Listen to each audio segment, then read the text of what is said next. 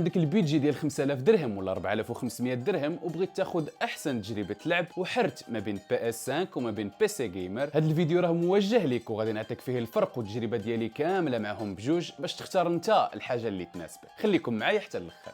نبداو المقارنه ديالنا بكونسول الجيل الجديد البي اس 5 اللي خرجوا منه ثلاثه ديال النسخه اللي معايا الفات، النسخه ديال السليم، والاخ الاكبر اللي خرج مؤخرا البرو. وكنظن الصفقه الرابحه في هذا الوقت بالضبط هو الفات ستوندار اديسيون اللي جانا مع الليكتور سي دي وكتربح فيه كاع مزايا البي اس 5 بثمن اللي مناسب اللي واصل دابا في السوق ل 4500 درهم، تقدر تلقاه بقل، بينما البرو اللي واصل ل 10000 درهم الفوق. بالنسبه لنقاط القوه اللي جاتنا مع البي اس 5، اولها الحصريات اللي ما غتلقاهم حتى في شي بلاصه، سواء البي سي سواء الاكس بوكس، بحال جود اوف وار راغناروك، بحال سبايدر مان، بحال اليو اف سي، واللائحه طويله. ثاني حاجه هي الواجهه السهله ديالو اللي ما فيها حتى شي تعقيد، ومن اول شعله غادي تعرف ديماري الجو ديالك وتلعب فيها. السيت اب الساهل اللي غتخصك فيه فقط تلفازه ولا مونيتور وهانت مقصر مع راسك. المانيطه اللي فيها اي حاجه تحتاجها والشده ديالها مريحه بزاف في اللعب وكتخليك توصل لاي بوطونه فيها بكل سهوله وكتفاعل معاك بدي فيبراسيون في كل حركه كديرها. وفي الالعاب ديال الشوتر بحال هورايزن الا بغيتي تيري شي سهم فراه الزر ديال الار 2 والال 2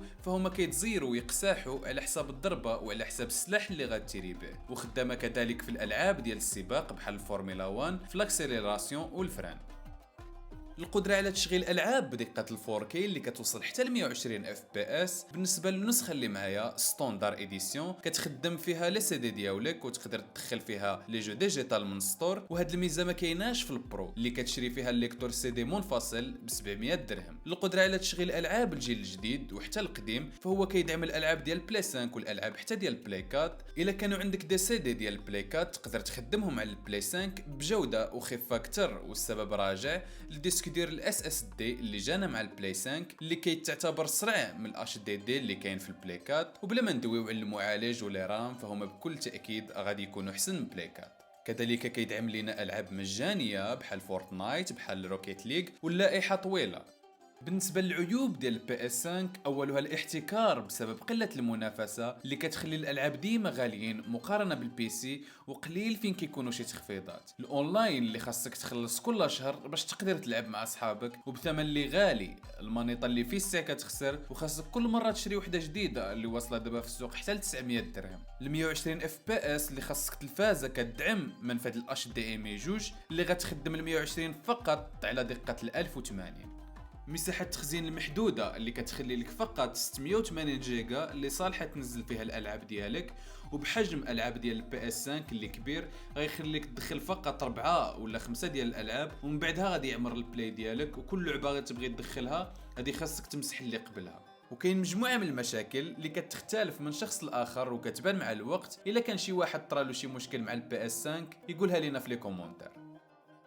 دابا وصلنا لتجميعة البي سي، وباش تكون المقارنة عادلة غادي نشوفوا بي سي بنفس التكلفة اللي هي 5000 درهم، وبهذا الثمن كيتعتبر بي سي من الفئة المتوسطة أو الضعيفة للمكونات ديالو كارت جرافيك من انفيديا جي تي اكس 1650 سوبر اللي كتعطينا 4 جيجا في رام، معالج الرايزن 5 3500 اكس و16 جيجا رام دي دي ار 4، وجوج انواع ديال لي هارد ديسك، واحد ام دوت 2 اللي كننزلوا فيه السيستم وواحد اتش دي دي للالعاب بسعه 1 تيرا. بالمقارنه مع البي اس 5 البي سي ديالنا غيخدم العاب فقط بدقه ال 1080، لكن ما لاحظت حتى شي فرق بينه وبين البي اس 5 في اللعب.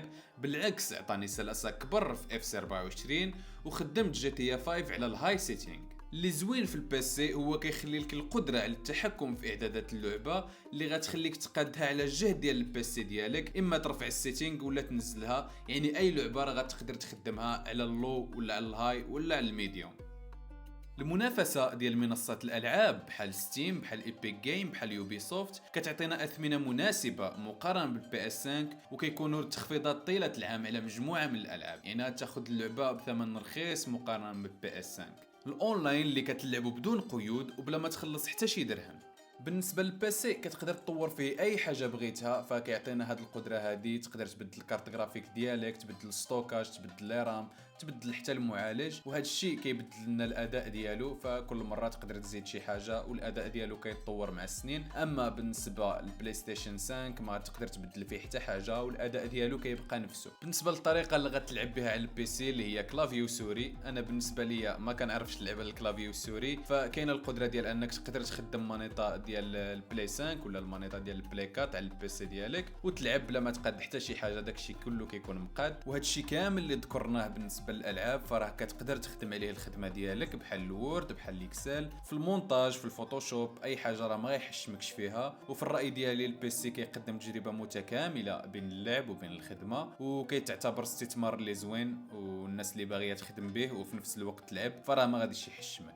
اما البي اس 5 فراه مصايب غير باش تلعب فيه بدون حتى شي اضافه. خليو لي في لي كومونتير شنو كتفضلوا، واش البي اس 5 واش البي سي، والا وصلت حتى لهنا شجعني بشي لايك، فراه هذا هو اول فيديو ليا هنا. كنضرب لكم موعد مع فيديو جديد. تهلاو.